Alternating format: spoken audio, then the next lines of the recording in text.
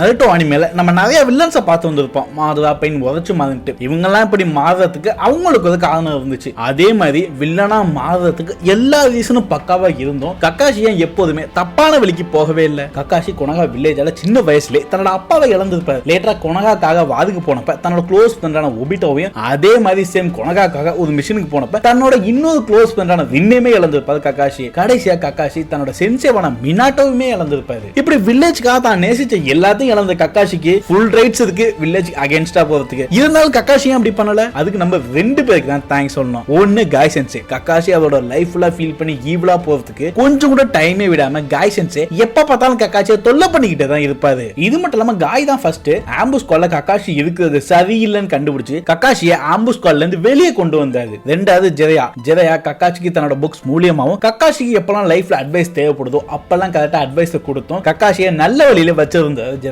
இதெல்லாம் விட இன்னொரு முக்கியமான காரணம் கக்காஷிக்கு அவரோட லைஃப்ல நடந்த விஷயங்களை அவர் என்ன பண்ணாலும் மாத்த முடியாதுன்னு அவருக்கு நல்லாவே தெரியும். அதனாலதான் ஃபியூச்சர்ல இந்த மாதிரி யாருமே கஷ்டப்படக்கூடாதுன்னு அவருக்கு நடந்த கொடுமைகளை அவர் மன்னிச்சு மறந்ததுனாலதான் கக்காஷி கடைசி வரைக்கும் தப்பான வழிக்கு போகவே இல்லை. கக்காஷியா வில்லனா மாறலன்ட்டு நீங்க என்ன நினைக்கிறீங்களோ அதை மறக்காம கமெண்ட் செக்ஷன்ல சொல்லுங்க.